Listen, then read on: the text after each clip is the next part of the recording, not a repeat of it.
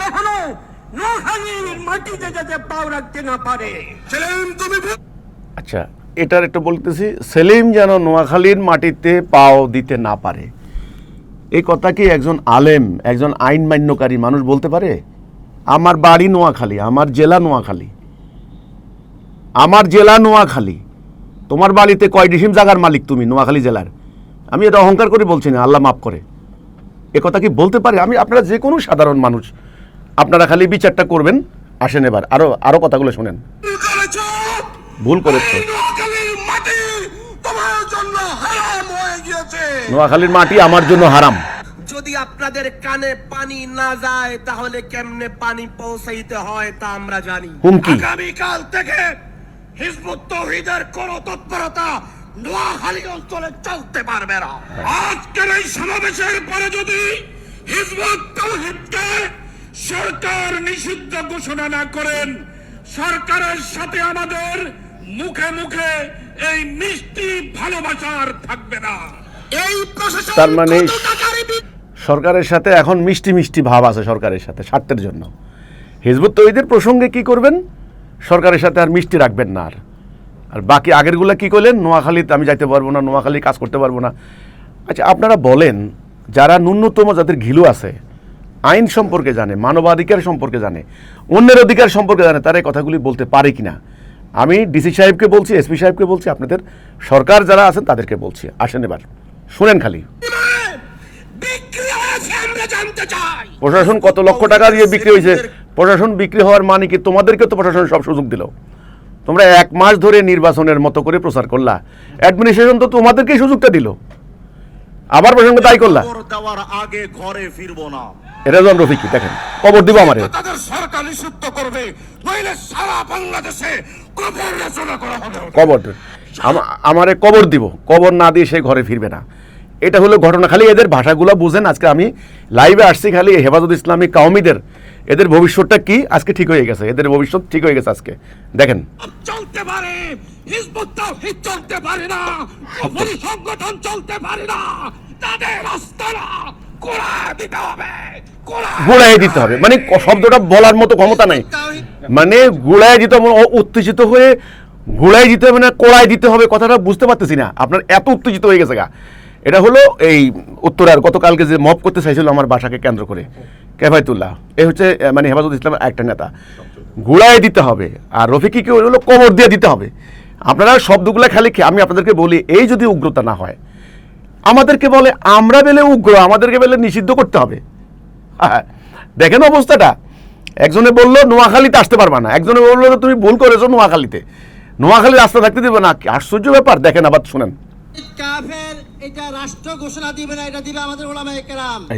উলামায়ে কেরাম যেই ঘোষণা দিবে এটা রাষ্ট্র পালন করতে বাধ্য, রাষ্ট্র পালন করতে বাধ্য। যদি পালন না করে যেভাবে বাধ্য করতে হয় সেভাবে আমরা বাধ্য করব, রাষ্ট্রকে বাধ্য করবে। আচ্ছা, বাজিদ খানের চেহারা ছবি আপনাদের সুরের থেকে নিকৃষ্ট, বাজিদ খান পন্ডিত চেহারা বেলে সুরের থেকে নিকৃষ্ট। দেখেন কথা, দেখেন কুত্তার ছবি আছে, দেখেন অবস্থা দেখেন। আমি বলতে চাই, উলামায়ে কেরাম যদি ধর্ম ব্যবসায়ী হয়, তুমি কি ব্যবসায়ী? তুমি তো নারী ব্যবসায়ী। নারী ব্যবসায়ী। দেখেন দিনের বেলায় পত্রিকা বিক্রি করে, দেখো রাতের বেলায় তোমার যুব সমাজের চরিত্র নষ্ট করে। আমি সবকিছু আপনাদেরকে দেখাবো, আপনারা সুস্থ থাকতে পারবেন না। আপনাদের নার্ভ যে কোনো সুস্থ মানুষ তার নার্ভ হিট করবে, মানে একটা মনস্তাত্ত্বিক একটা ট্রমাতে পড়বে মাস্ট, এটা কোনো ভুল নাই। এদের বক্তব্য শুনলে যে কোনো সুস্থ মানুষ, চিন্তার মানুষ ট্রমাটাইজড হবে। এই হচ্ছে কাওমি মাদ্রাসা, এই হচ্ছে আজকে কাওমি মাদ্রাসা নিয়ে সারা বাংলাদেশে উত্তাল। বলৎকার, শিশু নির্যাতন, ধর্ম ব্যবসা, উগ্রতা, অনৈতিক কর্মকাণ্ড, এটা নিয়ে তাদের কোনো কথা নাই। একটা কথা আছে, এরা অন্তত একটা তো বলতে পারতো যে আপনাদের মাদ্রাসায় আপনারা এগুলো হইতে দিবেন না, আমাদের বদনাম হয়। নিজেদের চরিত্র গঠনের কিছু কথা বলা নাই, একটা কথাও নাই। ওই যে রেজওয়ান রফিকি কি করলো, কবর দিয়ে দিতে হবে, আমাদেরকে কবর দিয়ে দিতে হবে। কেফায়েতুল্লাহ কি বললো? কেফায়েতুল্লাহর কথা হচ্ছে যে এখানে সব থাকবে, মানে হিন্দু থাকবে, বৌদ্ধ থাকবে, খ্রিস্টান থাকবে, নাস্তিক থাকবে, মদখোর, জুয়ারি, হ্যাঁ, চাঁদাবাজ, সন্ত্রাসী, অপরাজনৈতিক, তারপরে সেকুলার, বাম, রাম সবাই থাকবে, কোনো সমস্যা নেই। হিজবুত তৌহিদ থাকতে পারবে না। এটা হলো কেবাতুল্লাহর কথা। এটা ভাগজু করে নিছে, কিন্তু কে কোন কথা বলবে নোট করে নিছে, কে কোন কথা বলবে। তো এই হচ্ছে আপনাদের ভিতরের কথা। মানে আপনারা সবাইরে টলারেট করবেন, সবাইকে সহ্য করবেন, হিজবুত তৌহিদকে সহ্য করতে পারতেছেন না। ব্যাপারটা কি? ব্যাপারটা কি? কওমি ঘরানার মোহতারাম